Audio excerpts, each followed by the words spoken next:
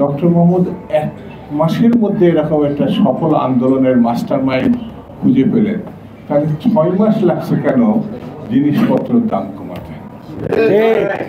যেমন কি সরকারের প্রধান যে ব্যক্তি, তিনি ডক্টর মোহাম্মদ অত্যন্ত পাণ্ডিত্যপূর্ণ ব্যক্তিত্ব, তার কর্মক্ষেত্রে সফল, কিন্তু তিনিও অতীতটা দেখতে পারেন না।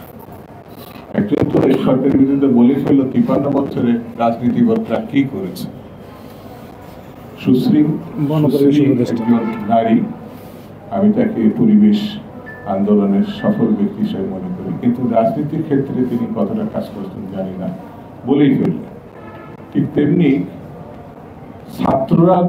ছাত্রদের সরকার, ছাত্ররাই তাকে বসিয়েছে। এই যে 1 মাসের ঘটনা, সেটি আমাদের ডক্টর মোহাম্মদ ইউনূস অতীতে আর জাননি, 1 মাসের মধ্যে আটকে গেছে।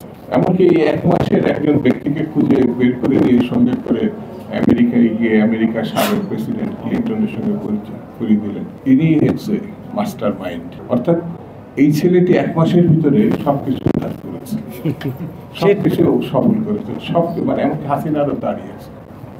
তা আমার কাছে মাঝে মাঝে মনে হয়, যখন বসে থাকি একা একা থাকি, কথা বলি, নিজের সঙ্গে নিজে কথা বলি, তখন আমি ভাবি যে ডক্টর মোহাম্মদ 1 মাসের মধ্যে এরকম একটা সফল আন্দোলনের মাস্টার মাইন্ড খুঁজে পেলেন, তাহলে 6 মাস লাগছে কেন জিনিসপত্রের দাম কমাতে?